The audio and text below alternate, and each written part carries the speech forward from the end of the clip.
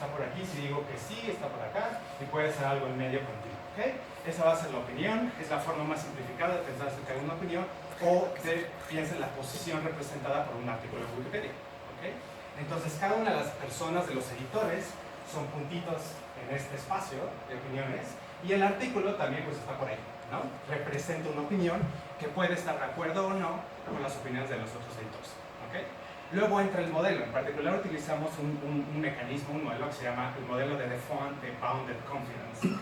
La idea básica de este modelo dice que, ok, tenemos dos editores, ¿ok?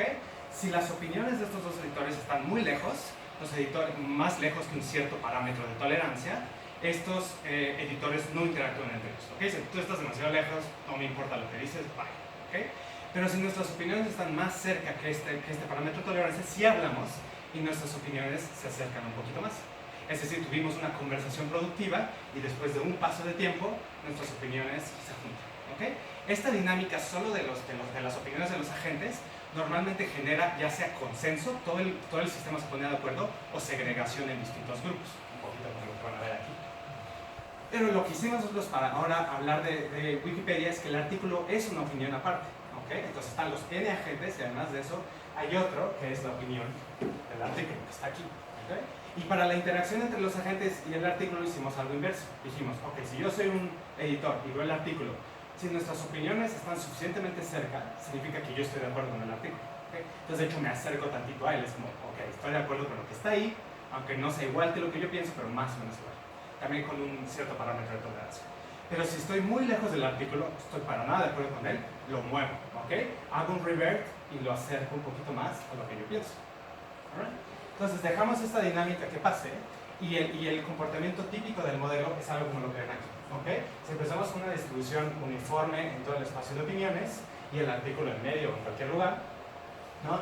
Los editores empiezan a hablar entre ellos, modifican el artículo, hay un grupo mayoritario en medio, luego hay unos grupos extremistas que siempre hay, la gente loca que está en los dos extremos, ¿no? Y de hecho los grupos extremistas empiezan a hacer oscilar el artículo, pero eventualmente se puede llegar a un estado de consenso, ya sea uno de los grupos extremistas. Entonces, recordamos lo que habíamos visto antes, ¿no? Los tres casos, y de hecho lo que ven en las figuras grandes son los datos, y lo que ven en las figuras chiquitas de forma cualitativa son regiones del espacio de parámetros donde el comportamiento en el modelo tiene la misma forma cualitativa que el comportamiento de los datos, ¿ok? Y entonces el chiste es, bueno, qué bonito que está así, pero tenemos que validar esto de alguna forma.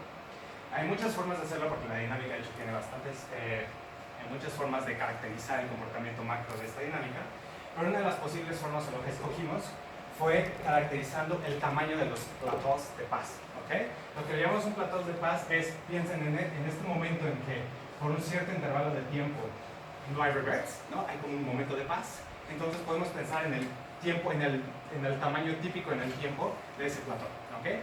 Si son muy chiquitos, entonces hay mucho conflicto, sería como el caso del anarquismo, pero si son relativamente grandes, significa que estamos ya sea en la región de crossover o en esta región de paz.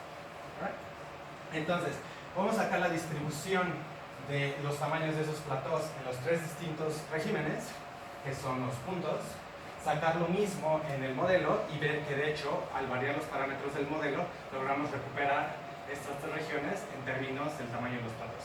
¿Okay? Y finalmente también podemos encontrar o escribir o calcular el espacio fase correspondiente al modelo. ¿Okay? En ese caso, por ejemplo, tenemos este parámetro que ya les había hablado, que es la tolerancia del artículo. ¿Okay? Este es un parámetro entre 0 y 1, entre 0 y 0.5, que nos dice qué tan lejos debe estar la opinión del artículo de la mía para decidir cambiar el artículo. ¿Okay? Si este parámetro es muy grande, entonces no cambio nada y hay paz pronto, que es esta parte. Pero si este parámetro es muy pequeño, toda la gente es súper intolerante y encontramos guerra. ¿Okay? Se está cambiando el artículo todo el tiempo.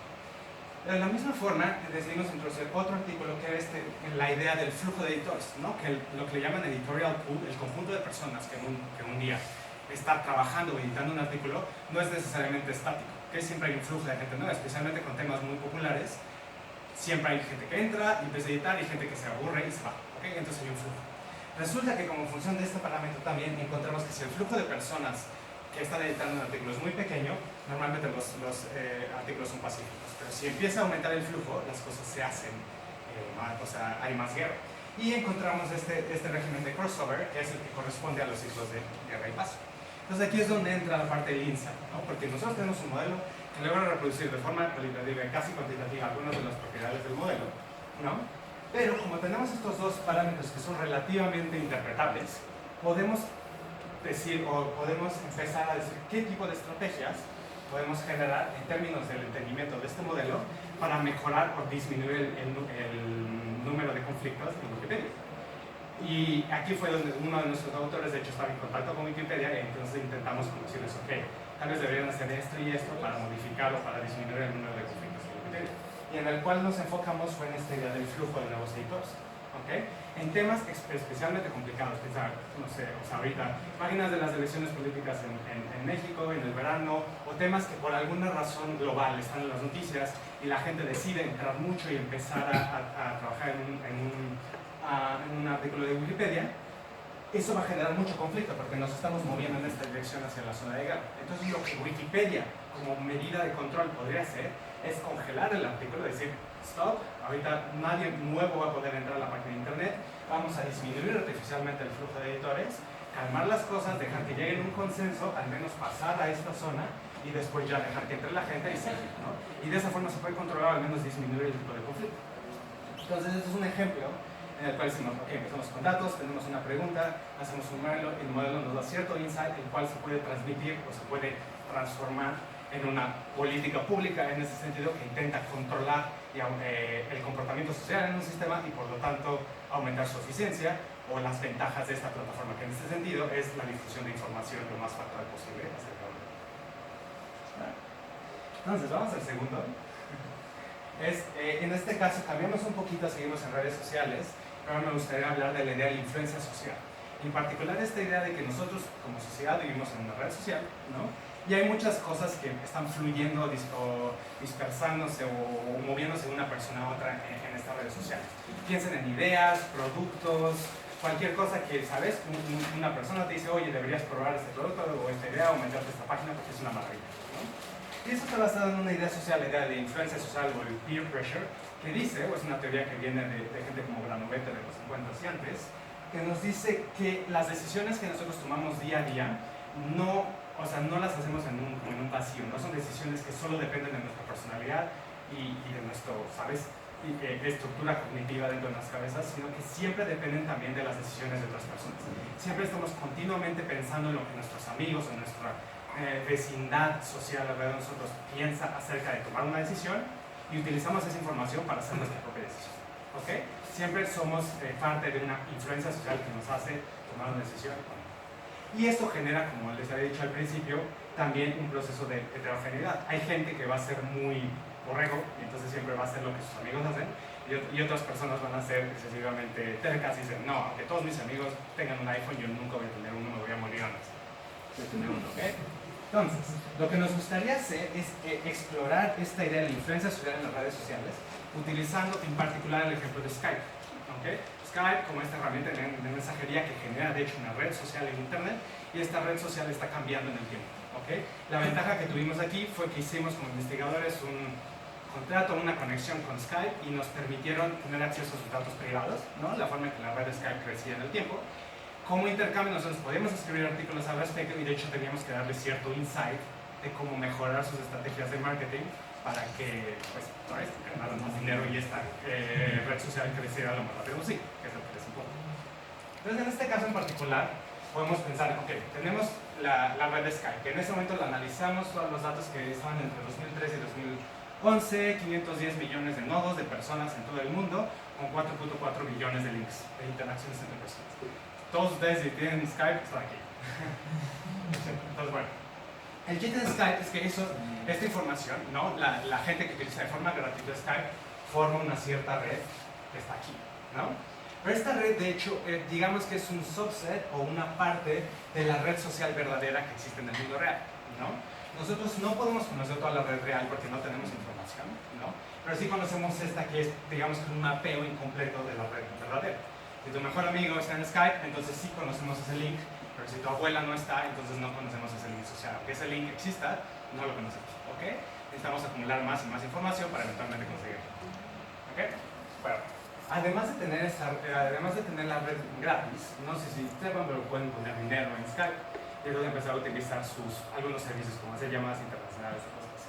Entonces, de hecho, encima de la red gratuita se genera otro layer, que es la red de gente que compra, ¿okay? Que a su vez es un subset de esta red, porque no toda la gente que usa Skype paga en Skype. ¿Okay? Vamos a tener una red que le llaman multiplex, multilayer, ¿okay?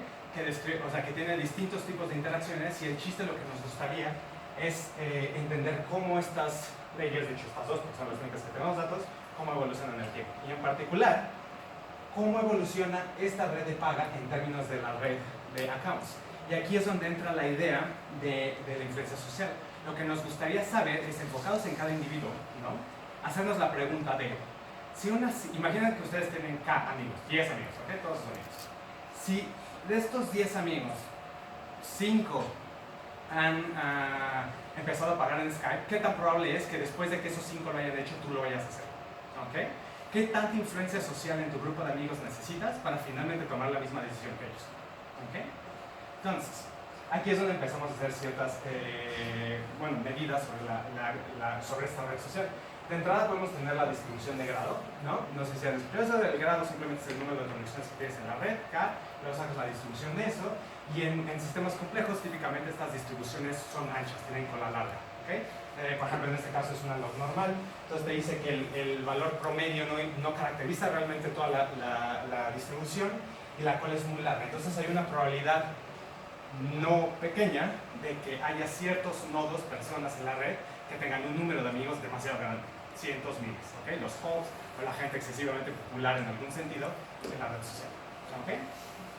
Pero luego nos pasamos a la parte de esta influencia social.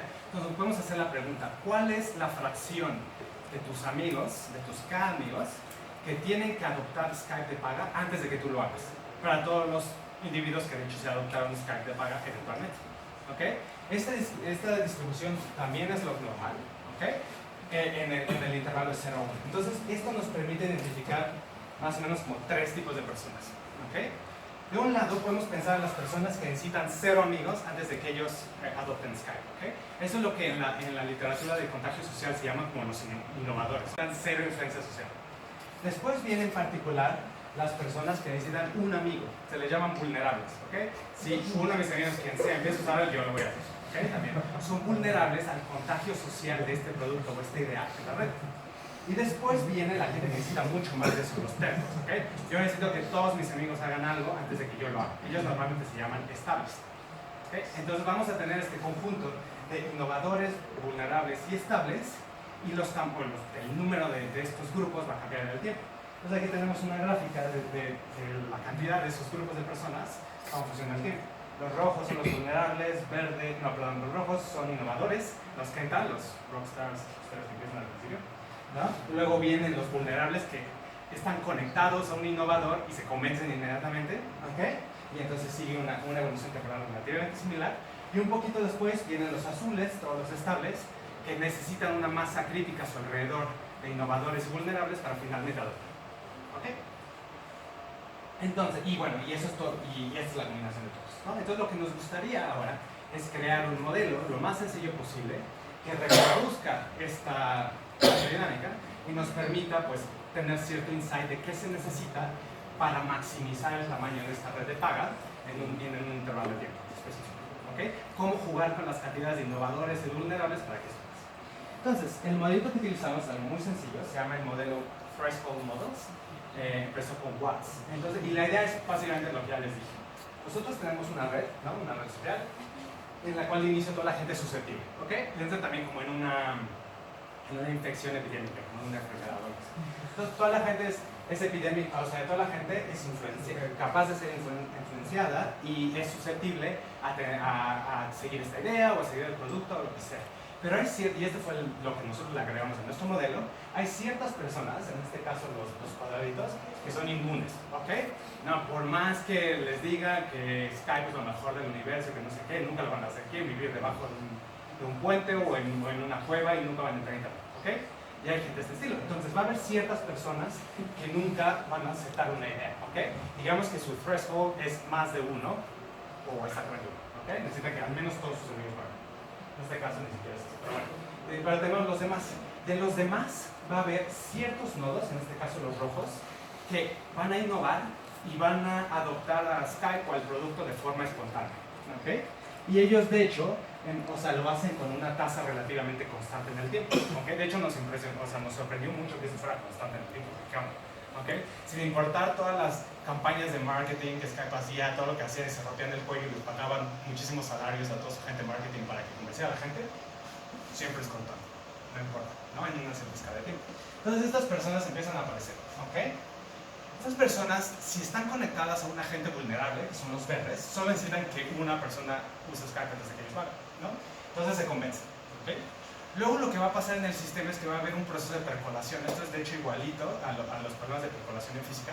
Lo que se necesita es que haya un árbol de agentes vulnerables conectados que percole sobre toda la red en el límite terminal infinito.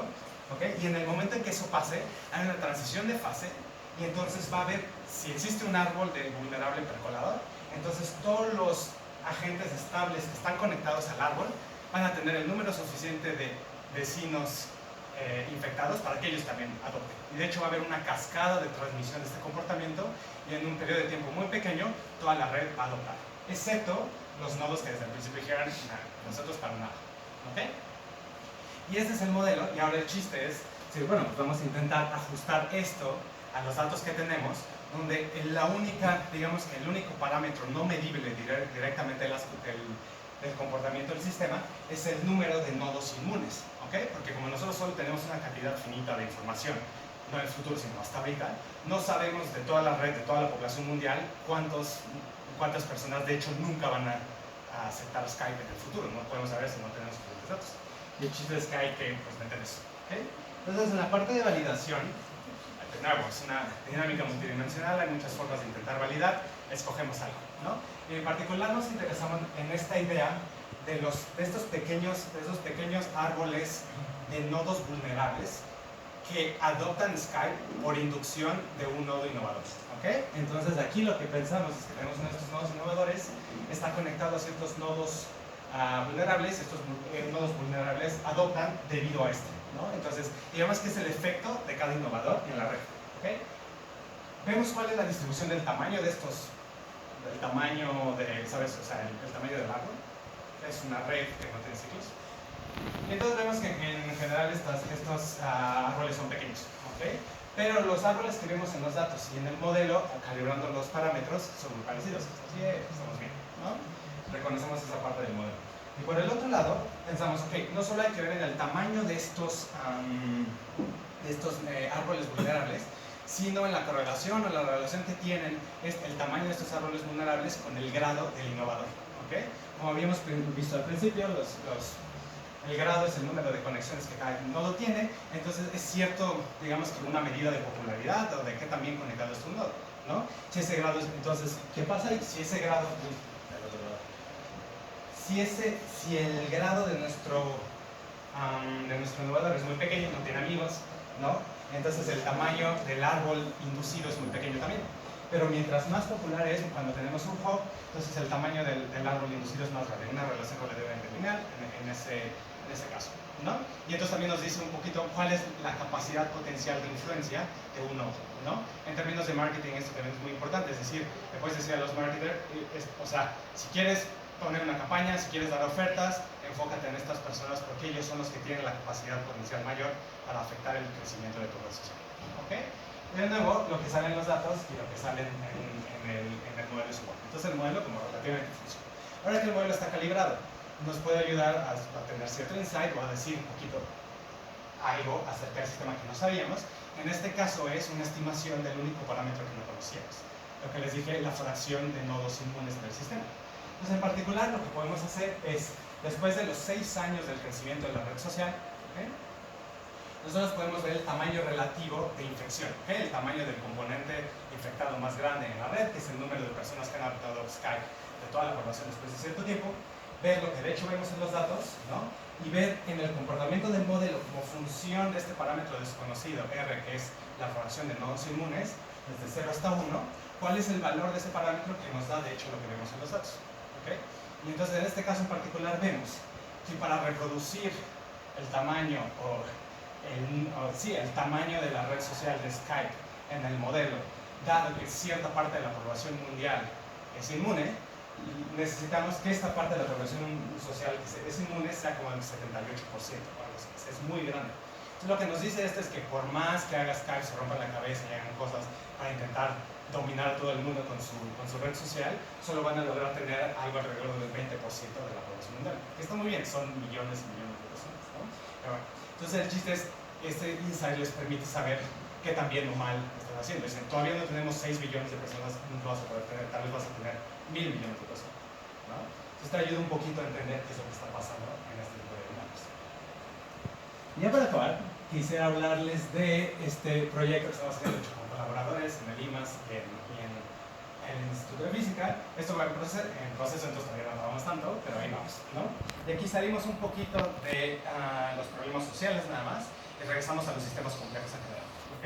Y aquí lo que nos empezó a interesar en este caso fue la idea de las jerarquías en los sistemas complejos. En general, cuando tienes un sistema complejo, está definido como una red, hay interacciones.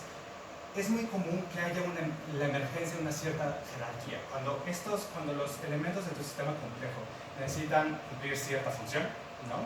Esta función normalmente se traduce en que algunos elementos del sistema son más importantes que otros en términos de si cumplen esa función o no.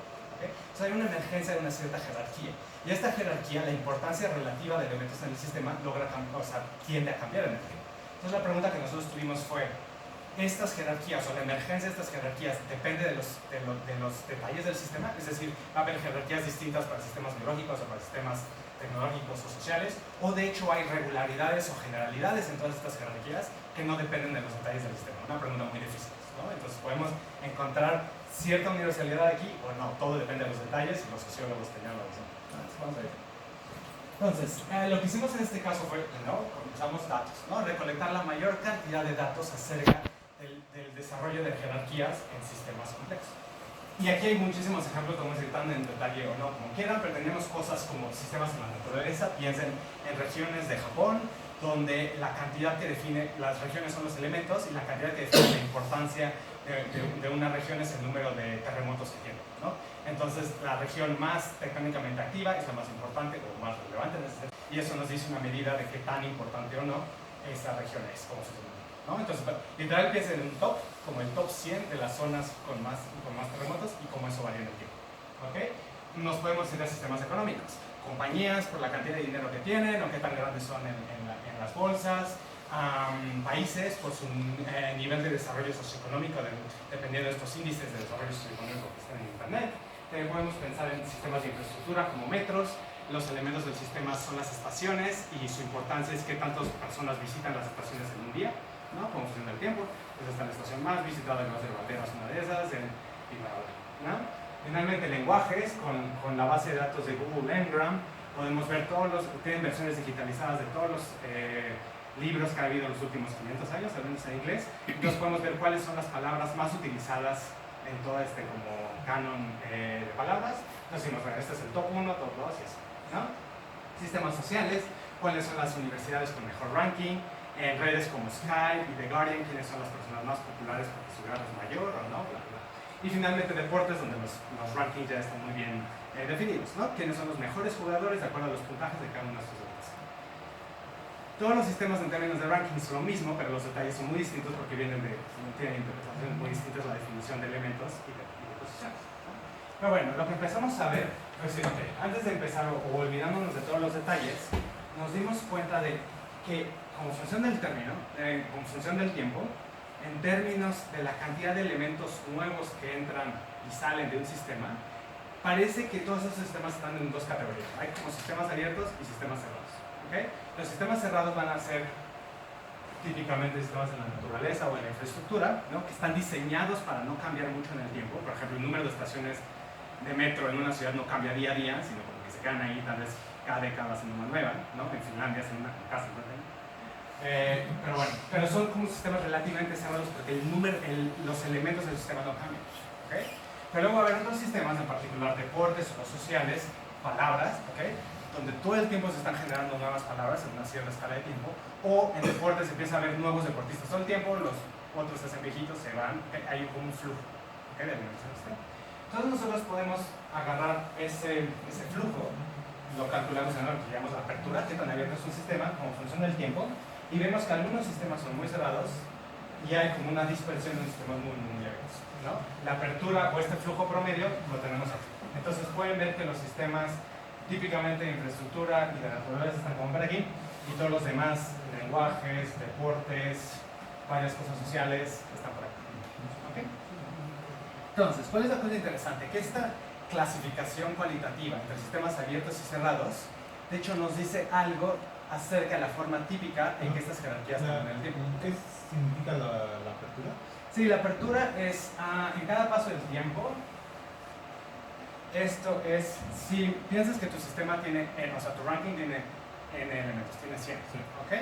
Y entonces en el paso 0 hubo 100 elementos ahí. Piensa el paso 2. ¿Cuál fue el número total de elementos que has visto en el sistema? Si el sistema es cerrado, sigues viendo 100. Pero tal vez al segundo paso hubo 10 nuevos que entraron y 10 salieron. Entonces el nuevo es 110. Sí. ¿Okay? Entonces hago a este número total de elementos que has visto en el sistema en un cierto intervalo de tiempo, le llamo NT, y lo normalizo entre el tamaño del ranking. ¿Okay? Entonces esa cantidad como función del tiempo va a ser 1 si el sistema es totalmente cerrado, y su derivada va a ser 1 si el sistema es máximamente abierto. Sí. Entonces, o sea, esto es derivado 1, y entonces si esto es derivado 0, y entonces aquí hay toda la variación. Es una posibilidad, hay muchas formas de definir el flujo aquí. Esta sirve para la descripción cualitativa que voy a hacer. Ok, entonces vamos a intentar separar y pensar en los sistemas cerrados y los sistemas abiertos en particular. Por ejemplo, vamos a hablar de las regiones de Japón, cuya importancia está determinada por el número de terremotos que tienen, ¿no? Y por el otro lado, un sistema abierto, que es el número de países cuya importancia está determinada por su estado socioeconómico. Y aquí es ligeramente, no es uno de los sistemas más abiertos, pero es relativamente abierto porque en la escala de tiempo que tenemos, algunos, o sea, en estas, digamos, bases de datos de estado socioeconómico de países, aparecen nuevos países, ¿verdad? Que no tenían datos antes, entonces hubo un flujo de nuevos países que aparecieron. ¿Okay? Entonces, ¿qué es lo que pasa? Podemos ver el ranking del sistema, es decir, el elemento más importante en un punto de tiempo estuvo aquí, en el lugar 1, ¿no? La región de Japón con más terremotos está aquí. La segunda está aquí, bajan hasta la región con menos terremotos. ¿Okay? Luego nos podemos enfocar en cada uno de esos puntos y ver cómo su ranking varía con función del tiempo. ¿Okay? Y el comportamiento típico de los sistemas cerrados que vemos es que los elementos más importantes son muy estables. Quien está en el lugar 1 siempre está en el lugar 1. Piensan en deportes también. ¿Okay? Federer en tenis, básquetbol, o Nadal va a estar ahí por 10 años y nadie lo quita hasta que decide jugar golf, ¿no? Entonces, pero también por el otro lado, los elementos menos importantes son relativamente estables también, mientras que el mayor cambio en rango como función del tiempo pasa en los rangos intermedios. ¿Okay? Entonces hay una cierta simetría que aparece en los sistemas cerrados. Cuando te vas a los sistemas abiertos no pasa esto. ¿Okay? El top más alto sí sigue siendo estable, pero cuando te vas a la parte de abajo también hay mucha variación, mucha más que para los rangos bajos en los sistemas cerrados. Entonces esto en cierta forma nos está diciendo que hay como un pedazo del sistema abierto que no conocemos. ¿Okay? Un sistema abierto solo es un sistema cerrado del cual no tenemos información del ranking más bajo. ¿Okay? Tal vez si nos regresamos para acá abajo, entonces ya realmente el país con el nivel socioeconómico más bajo también es muy estable, pero no tenemos información acerca de ese país, porque la base de datos es simplemente incompleta. Entonces, ahora tenemos esto es lo que pasa en los datos, nos gustaría encontrar un modelito muy sencillo. Que probablemente está cambiando o sea, el que está más abajo es un país nuevo que luego se va a desintegrar y va a generar. Que también puede pasar, ¿no? Y siempre cambias el nombre y se sí, se separan en tres y entonces sí. Exacto. Que es de hecho, al menos en el caso de los países es lo que pasa. Okay. La probabilidad de desintegración es, o sea, está correlacionada con un nivel socioeconómico bajo. Entonces, lo que nos interesaría aquí es decir, ok, bueno, vamos a agarrar un modelo que intenta describir esta dinámica de rangos. Y en este caso nos interesamos, de hecho, más que en un modelo, en una hipótesis nula. Dijimos, si hay tanta regularidad en la dinámica de rangos en sistemas que tienen detalles demasiado distintos, tal vez ni siquiera necesitamos un modelo, necesitamos la hipótesis nula de qué tal si los rangos cambian aleatoriamente, y eso es lo único que necesitamos para describir macroscópicamente las curvas de apertura. Entonces eso fue lo que hicimos, y agarramos el modelo más sencillo del mundo. ¿Okay? Tenemos que literal intercambia aleatorio. Tenemos el ranking de los elementos desde el más importante hasta el menos importante, A, B, C, D, y en cada paso de tiempo agarramos dos elementos al azar y los intercambiamos. Y luego hacemos eso ad infinitum hasta que se acabe la dinámica, ¿ok? Y hacemos las curvas, y hacemos este análisis de la evolución dinámica, es decir, para el elemento A, o en este caso el B, ¿no? Veo cuáles fueron los rangos que tuve en el tiempo, ¿no? Entonces sería 2, 3, 4, 4, 4, 4, 4. Ajá. Y para simular esta idea de los sistemas abiertos versus los sistemas cerrados, nosotros podemos de forma arbitraria dividir este sistema cerrado completo y decir, ok, yo voy a asumir que no tengo acceso a la información del ranking más bajo, sino solo tengo acceso a la información del ranking alto, ok. Perdí esos datos, no tengo acceso a esos datos o lo que sea, ok. Entonces con el mismo modelo vamos a tener una predicción de cuál es la dinámica de rangos, tanto para sistemas abiertos como para sistemas cerrados, ok. Que no depende para nada, esa es la hipótesis nula del modelo, que no depende para nada de los detalles microscópicos del sistema, si estás hablando de personas, de estaciones de metro, lo que sea. Perdón, por ejemplo, el primero, que en el caso de los cerrados es muy estable, ¿también lo vas a switchar sí, de manera sale, eso es padrísimo. Todo este problema se reduce a condiciones de frontera. La probabilidad de seleccionar a A es idéntica a la de cualquier otro, pero ¿por qué los elementos en la frontera no se mueven? Porque imagínate que yo agarro dos elementos, agarro este elemento y lo muevo a este lado. Todos los elementos que están en medio entre las dos posiciones, esos son los que se mueven. Pero los elementos en los extremos van a tener su mismo rango. ¿Sabes? Entonces, tu probabilidad de movimiento en un intervalo de tiempo finito sí depende de la posición. Y de hecho es una parábola, y es máxima en el punto medio y es mínima en los extremos. Entonces, y de hecho es, o sea, esta es como el hecho, con trampa, por decirlo así. El modelo reproduce la simetría que vemos aquí, o estamos diciendo que esta simetría de que los extremos de tu ranking son estables y la parte del medio no es estable, es una consecuencia natural de un proceso aleatorio de intercambio. Eso es lo que estamos diciendo. Tú no tienes que crear una regla de elección de elementos que dependa de la posición para tener un desplazamiento que depende de la posición. Y esto lo puedes resolver de forma analítica y no es trivial, pero es relativamente sencillo de hacer y tenemos la solución analítica de esto. Entonces, pero lo interesante es que reproduce, o ahorita les voy a enseñar, reproduce la forma macroscópica del flujo. ¿Ok? Entonces ve que estaba aquí, estaba en el ranking y luego se salió con un flujo hacia afuera. Y aquí luego ya no pasa, pero hay otro que se va a meter, ¿no? Y cosas así. Eso significaría que el ranking va a ser más estable mientras más elementos tenga.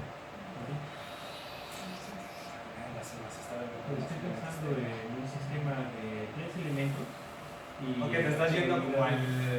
contra el 10 a la 23, va a haber 2 en los extremos. Exacto. Sí. Vamos a analizar ese detalle en particular porque nos estamos concentrando en cada sistema que tiene un terrorífico, pero sí. Y de hecho sí, porque lo que estamos intentando hacer es... este modelo va a tener dos parámetros que no conocemos. Uno es, digamos, el tamaño total del sistema para sistemas abiertos y otro es una escala de tiempo que nos dice qué tantos cambios hay entre dos observaciones de los datos reales. Entonces, esos dos parámetros son desconocidos y utilizamos la velocidad o el flujo para hacer un fit de esos dos valores. Entonces, de hecho, sí, como depende del tamaño, utilizamos esta dinámica para estimar el tamaño del sistema. Y en eso es lo que estamos haciendo ahorita.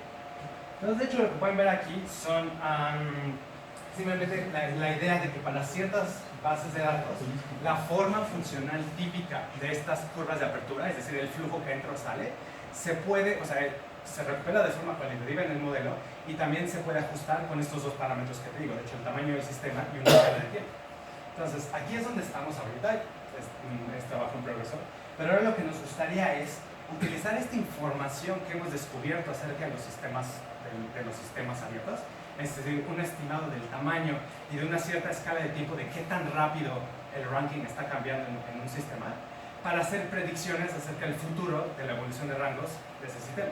En particular, nos interesan dos cantidades. Una es lo que le llamamos como el success, ¿okay? El éxito de los elementos que están en el ranking más alto. Como vieron aquí, lo que vemos típicamente en los sistemas es que el top 1, ¿no?, es muy estable. Si hay una cierta probabilidad, no cero, de que esto baje. Por ejemplo, esa fue una crisis como en los 70s, en la crisis del petróleo de los 70s. Aquí vemos que todos los países tuvieron como un shock al sistema e incluso los rangos más altos bajaron un poquito por un tiempo. ¿Okay? Entonces, nos gustaría dar un estimado de cuál es la probabilidad o cuál es la escala de tiempo típica en la cual un elemento se va a mantener en el top de su sistema. ¿Okay? Esta medida de éxito. Entonces, al utilizar el modelo para estimar los parámetros, podemos calcular, de hecho, analíticamente la probabilidad de qué tanto tiempo te vas a quedar en el primer lugar. ¿Okay? Pero por el otro lado, quisiéramos hacer una medida de lo que le llamamos la sorpresa. Es decir, si estamos en un sistema abierto en el cual hay elementos desconocidos aquí, ¿qué tan probable es que en cierto intervalo de tiempo un elemento salte y ahora sea parte del top 10? ¿Okay?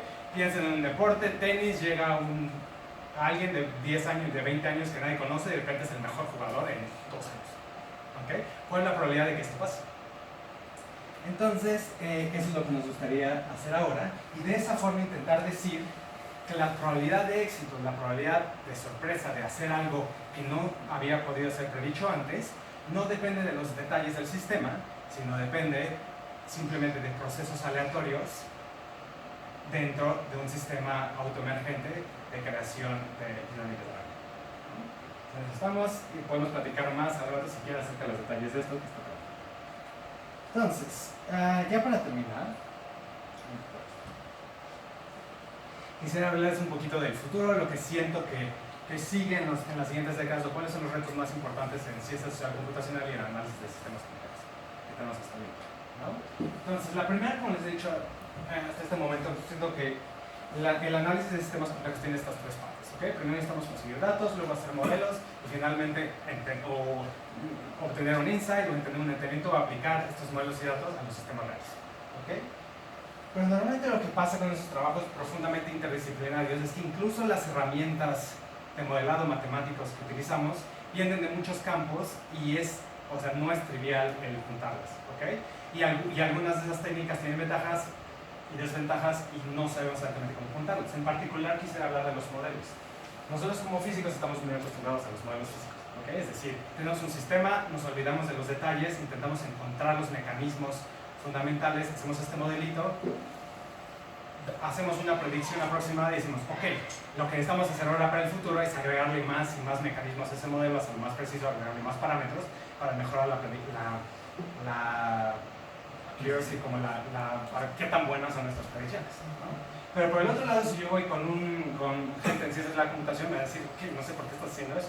Si ya tenemos todos los datos, ¿no? Si ya tenemos el comportamiento estadístico de datos reales de un sistema, ¿por qué mejor utilizamos técnicas de machine learning, redes neuronales, para hacer que una red neuronal aprenda todos esos detalles, ¿okay? Y nos dé una predicción perfecta, ¿no?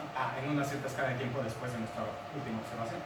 A lo cual el físico va a responder, ok, sí, pero tu caja negra no me da nada en términos de entendimiento del sistema. No sé qué variable afecta a la otra, no sé cuáles son los mecanismos de interacción, no sé nada. Lo único que te puedo decir es que sí, en 2 días esto va a pasar, pero no por qué. No puedes controlar el sistema, solo puedes saber lo que va a pasar.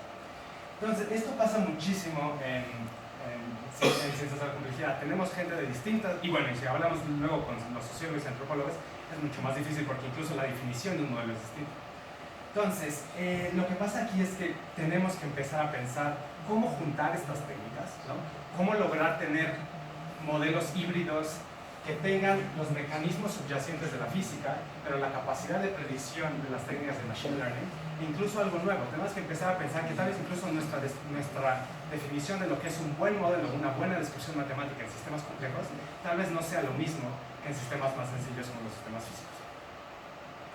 Y finalmente, el último detalle que quería contar es que ese no solo es el problema. Incluso nuestro método de investigación usual puede no ser lo más eficiente posible para el estudio de los sistemas complejos. La forma típica, de hecho, de estos 3 casos que les he enseñado, y de hecho hay mucha investigación, es decir, ok, primero nos hacemos una pregunta, empezamos a recolectar y analizar datos, después pasan meses, no importa, hacemos algo más, encontramos algunos modelos, los validamos con los datos, perfecto. Finalmente, si todo esto funciona, ¿no? Vamos a sacar un paper, vamos a ponerlo en Twitter, vamos a intentar comunicar al público lo que hemos hecho. ¿Okay? ¿Qué pasa después de eso? Ya acabamos porque ya hicimos el paper ya, ¿no? En los sistemas complejos normalmente esto no pasa. Piensen en el caso de una... Escribir el paper. Tampoco pasa. Antes y ya. Sí. No, entonces piensen en el caso de una difusión de una epidemia, de una infección de la influenza o lo que sea. ¿Okay? Nosotros podemos recolectar todos los datos de todas las epidemias anteriores. Luego hacer modelos impresionantes que de hecho ya existen, que logran hacer predicciones de cuál va a ser el número total de casos en una ciudad y lo hacen con una gran predicción, o con una gran como eficiencia. Comunicamos eso al público, decimos, según los modelos de los mejores científicos del mundo, en 2 semanas el 80% de la gente en el DF va a estar infectada por influenza. ¿Qué pasa después? Si esto fuera un sistema físico, o sea, a los electrones no les importa que les digamos que se van a mover de esta forma o de esta forma, ¿no? Se siguen moviendo ya. Pero le decimos eso a la gente y la gente se va a asustar. Dice, sí, pues yo no me salgo de mi casa, no saludo a nadie y vaya a todos, tomo el primer avión y me voy a donde sea. ¿Okay? Entonces, la información de la predicción cambia el comportamiento del sistema que estás intentando predecir. El sistema es adaptativo. ¿Okay? Y en el peor de los casos, lo que va a hacer es que anula la predicción que hiciste. La predicción, de hecho, era perfecta antes de comunicársela al sistema que estabas intentando predecir, y ahora ya no es perfecta, ya es la peor predicción que puede ser hecha. Entonces, esto lo que significa en términos muy generales es que nosotros tenemos que intentar cerrar el loop de investigación de sistemas complejos. ¿Okay? Tenemos que generar infraestructuras que de forma automática estén recolectando datos, de forma tal vez semiautomática estén generando y validando modelos y también comunicando esta información al público, para que en el momento en que nuestra predicción salga, nosotros ya en tiempo real estemos recolectando información acerca de si nuestra predicción está bien o mal, y estemos reinterpretando y revalidando el modelo, y por lo tanto cambiando las predicciones todo el tiempo. Esto es lo que nos va a decir, que es como un poquito la analogía con lo que pasa en sistemas caóticos, nos va a decir que la ventana de predicción de los sistemas complejos va a ser muy pequeña. ¿Okay? No vamos a poder decir lo que pasa en 100 años, no vamos a poder decir lo que pasa en la siguiente semana, y vamos a tener que estar revisando esa predicción cada día, para intentar aumentar lo más posible la capacidad de predicción de nuestro sistema.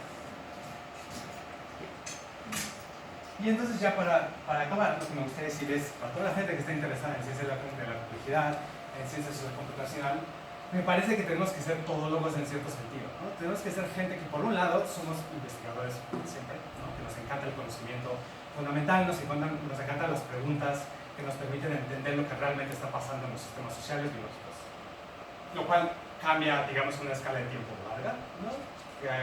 Podemos estar relativamente conscientes de lo que está pasando en nuestro campo, está asociada con esta investigación fundamental. ¿Okay? Toda la tecnología de análisis y de arquitectura de datos, todas las plataformas nuevas que están saliendo y que de hecho están cambiando el comportamiento de la gente, y esto cambia en una escala de tiempo mucho más pequeña. ¿Okay? Si podemos decir que somos expertos en física porque llevamos 15 años haciendo física, si dices que sabes programar a los 5 minutos, ya lo que sabías no sirve de nada, ¿no? Tenemos que estar todo el tiempo innovando, todo el tiempo estar cambiando, estar actualizando nuestra información. Y finalmente yo diría que tenemos que tener un contacto lo más cercano posible con el mundo real, ya sea compañías, con el gobierno, con intentar traducir toda esta información, todo este conocimiento fundamental que tenemos, estas habilidades de análisis de datos para resolver problemas reales. Y si hacemos eso, tal vez logremos ya no ser llamados físicos y ser algo más, ¿no? Científicos de la conciencia.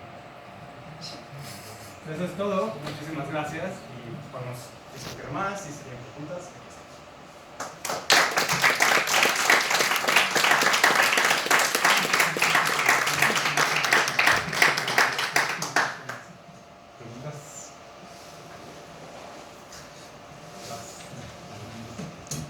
Bueno, súper interesante todo esto.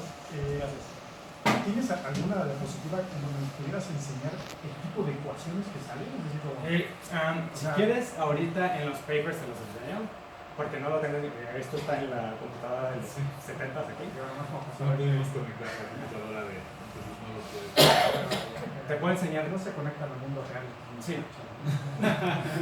Exacto, pero en general sí, o sea, en todos estos artículos yo he sido de hecho el que hago los modelos y es la parte que más me gusta. Entonces sí, te puedo decir que son modelos muy sencillos, inspirados por física estadística y varían. En el primero son modelos de formación de opinión, entonces son básicamente modelos de espinas continuas, ¿no? Y ya. Generan dinámicas no lineales que no tienen solución analítica, tal vez algunos El estado estacionario tal vez sí lo puedes describir analíticamente o no, pero normalmente se resuelven computacionalmente como modelos basados en la gente, con simulaciones de Monte Carlo. ¿Okay? Por ejemplo, el de influencia social, eso es lo que ahora se llama dinámica sobre redes. Entonces, ahí lo que tienes es una red, ¿no? Tiene nodos, la red es estática en una cierta aproximación. Luego cada uno de los nodos tiene un estado que puede ser como un spin. En los casos de infección es un estado 0 y 1, ¿okay? Y tienes reglas que te dicen cómo va a cambiar, cuál va a ser la probabilidad de transición de un estado a otro. Por ejemplo, en esta va a ser, la probabilidad de transición es una step function que te va a decir si el número de neighbors infectados es menor a este cierto valor, no cambias. Si es mayor, cambias con probabilidad de 1. Y ya. Entonces, de nuevo, se puede, ahí se resuelve con simulaciones Monte Carlo. Puedes, no sé si has escuchado, hay formalismos de generating functions para redes, de funciones generadoras que te permiten, funcionan para resolver problemas de percolación. Entonces, eso te dice básicamente el tamaño, saca ecuaciones trascendentales para el tamaño del clúster de infección en tu red, dada cierta topología de la red, ¿no? Entonces sacas la distribución de grado de tu red y para ciertas distribuciones sí puedes encontrar una solución y para otras no. En particular nos importan dos tipos, las distribuciones donde la media sí caracteriza a todo el sistema, que son las redes aleatorias, donde la distribución de grado es una distribución gaussiana, poissoniana o algo con un promedio bien definido, y por el otro lado las distribuciones de cola larga. Ahí sería una distribución power law, lo normal, donde el valor promedio no caracteriza todo el sistema. ¿No encuentran ecuaciones que tengan ahí su conjunto de parámetros que les haga caóticas? Hay mucho de eso, sí, es interesantísimo. Yo no me he metido tanto en esa parte, pero hay muchísima literatura. Si quieres te puedo pasar varios artículos. Hay un investigador, Alison Motter, en Estados Unidos, que tiene como 10 papers de review al respecto, y es precisamente para dinámicas sobre redes, en particular osciladores. Por ejemplo, tú puedes agarrar osciladores armónicos, pero los metes en una red. Entonces el chiste es defines con quién puede interactuar ese oscilador armónico y cambiar su frecuencia de oscilación. Y eso de inmediato te genera dinámicas caóticas, ¿no? Entonces tienes que encontrar todos los puntos fijos, los atractores de eso, o sea, hay muchísimas cosas, hay mucha investigación. Y tiene aplicaciones inmediatas, ¿no? Tu ventana de predicción, qué tan estable no está, es el basing of attraction de un cierto punto fijo, hay muchas cosas que puedes hacer, pero el detalle adicional que metes ahí es la estructura de red, ¿no? Cuando, por ejemplo, los casos, ¿sabes? El problema típico de osciladores se puede resolver en un sistema totalmente conectado, ¿no? O con una dinámica muy simple, por ejemplo, un anillo, ¿no? Entonces, okay, y ahí de hecho se puede resolver analíticamente, tú encuentras cuál es la frecuencia natural del sistema. Cuando tú tienes una topología de interacciones no trivial, con una cierta distribución, ya no puedes hacer eso y la dinámica se vuelve muy rica. Entonces hay mucho con caos y redes. Entonces incluso ponen en Google cosas como Chaotic Dynamics and Networks y salen muchísimas cosas. Te puedo pasar un par de links ahí. Yo tengo una pregunta, pero es más como social, digamos. O sea, ahora que empieza a partir de los últimos 2 meses toda esta preocupación de un montón de estados de la influencia o no influencia que tiene Internet y las redes sociales en un montón de cosas, ¿cómo crees que cambie, cómo crees que eso influya en el área? O sea, porque ahorita las empresas o sea, los datasets que se generan de estos los generan empresas que actúan con un montón de libertad, ¿no? ¿Cómo crees que lo que los gobiernos deciden hacer o no tenga influencia en cómo se desarrolla esta área desde el punto de vista académico?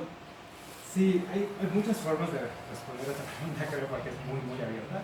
Al menos una de las cosas que siento que la comunidad poco a poco se ha empezado a dar cuenta es que, ves que hubo el boom del Big Data, ¿no? Que es parte de esto. Es la idea de, wow, en Internet tenemos muchísima información y podemos utilizar esta información para entender el comportamiento de los humanos, y entonces como toda esa información es parte de las compañías o incluso del gobierno en lugares como China, en Estados Unidos, entonces tanto los gobiernos como las compañías tienen mucho poder ahora, un poder poco no regulado para saber lo que va a pasar a la gente, ¿no? Y cómo controlarlas. Lo que poco a poco también nos hemos dado cuenta es de los límites de esta expresión, ¿no? O sea, también hay límites. Y una forma de interpretar eso es que no solo necesitamos cantidad de datos, sino también calidad de los datos. Entonces, una de las formas muy concretas en que eso está pasando es con estas redes sociales. Por ejemplo, en el caso de Skype, que les dije que tenemos la red social verdadera y luego tenemos la red de Skype, que es un subset o un sample de la red real, ¿no? Lo que nos hemos dado cuenta es que de hecho estos samples, estas como decirlo, como reflejos en internet de las redes sociales verdaderas, no solo no son uniformes, sino tienen sesgos muy marcados por la forma en que se generan, ¿ok? Entonces tienen sesgos, por ejemplo, o sea, el ejemplo más típico es ¿quién está en Twitter? Solo la gente que es muy activa en Twitter. La gente que es muy activa en Twitter tiene una mayor probabilidad de también ser muy activa en Facebook, ¿ok? Entonces, finalmente, el tipo de gente que nosotros estamos estudiando es un tipo de gente muy particular. Va a haber una gran parte de la población, de entrada toda la gente pobre que no tiene acceso a internet, no van a estar en estos estudios. Todo el tipo de las decisiones malignas que el gobierno de China está tomando de cómo controlar a la gente solo aplican a la gente que tiene acceso a internet, no a todos los demás. Entonces, poco a poco nos estamos dando cuenta o estamos intentando desarrollar también técnicas matemáticas y técnicas de colección de datos que disminuyan el efecto de estos sesgos lo más posible y o en otras palabras aumentar la calidad de los datos que tenemos para que las conclusiones o descripciones matemáticas de comportamientos que tengamos sean lo más de hecho efectivas posible, ¿no? Entonces mi respuesta sería sí hay que tener un poco de miedo, pero no tanto miedo, sino más bien hay que ser parte de la conversación que ahorita que hay entre gobiernos, entre empresas y entre investigadores para saber de hecho qué es el comportamiento social, cómo lo podemos, cómo podemos entenderlo y cómo se puede controlar y hasta qué punto, ¿no? Y quién va a tener las llaves para hacer todo ese proceso, ¿no? Qué tan abierto va a ser, dónde están los derechos, dónde está la legislación que tiene que ver con esas cosas. Disculpe, yo tengo una duda sobre sus hipótesis, la validez de sus hipótesis de correlación y causación. En el modelo epidemiológico de la adopción de un servicio de paga como Skype, le estaba preguntando qué tan válida es la hipótesis de causación de que porque mis amigos compraron el servicio de Skype yo también lo voy a comprar. Porque en un sistema epidemiológico de enfermedades transmitibles es bastante claro que hay un mecanismo causal. Aquí Este es un mega problema, estamos justo en eso, de hecho llevamos una línea de 6, 7 papers intentando hacer esto y es un problema como en el subcampo, muy grande, no es trivial para nada. Entonces sí, el problema fundamental ahí es esta diferencia entre las bases de datos observacionales y los experimentos, ¿no? Entonces con las bases de datos observacionales como las que tenemos, de hecho solo podemos sacar relaciones de correlación y es muy difícil probar relaciones de causalidad. Entonces con todo lo que hemos hecho, sigue siendo una hipótesis que de hecho influencia social es el mecanismo fundamental que está generando algo. Entonces de hecho nuestro proceso es, si la influencia social de hecho es el mecanismo subyacente, el comportamiento del sistema sería esto y la consecuencia sería esto.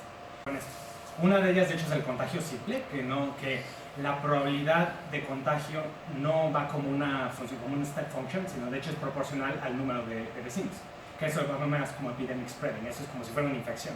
Tu probabilidad aumenta linealmente con el número de contactos que has tenido con gente infectada. Esa es otra hipótesis. Otra hipótesis con un concepto que se llama homofilia, no sé si han escuchado, es esta idea en sociología de que gente similar tiende a ser amigos. ¿Okay? Entonces, de hecho es como voltear la flecha de causalidad aquí. Entonces, en vez de decir yo adopto Skype porque mis amigos adoptan Skype, es decir, los dos adoptamos Skype y por eso somos amigos. ¿Okay? Como somos similares, por eso nos juntamos. Y con este tipo de bases de datos observacionales es muy difícil distinguir entre homofilia y contagio social. Entonces hay otros grupos que también están trabajando en esto y la idea es, bueno, intentar como aumentar el número de variables que tienes en tus bases de datos observacionales o hacer de hecho experimentos controlados en los cuales, sí, por ejemplo, o sea, agarras gente, les haces cuestionarios psicológicos, los identificas como gente que no es tan similar, los pones a discutir en un ambiente computacional controlado y ves de hecho si hay algún patrón de comportamientos que se transmite de uno a otro y cosas así. O también hay técnicas estadísticas de análisis de datos para hacer como un best guess, ¿sabes? De cuáles son los factores más importantes. Tal vez este proceso de adopción es 60% influenciado por homofilia y 40% por influencia social. Entonces hay mucho ahí y de hecho justo estamos intentando pues contribuir en ese camino, ¿no? Que hay grupos de investigación que dicen, no, la influencia social no existe, ¿no? Todo es homofilia. Entonces, es una pregunta muy interesante. ¿Alguna otra pregunta?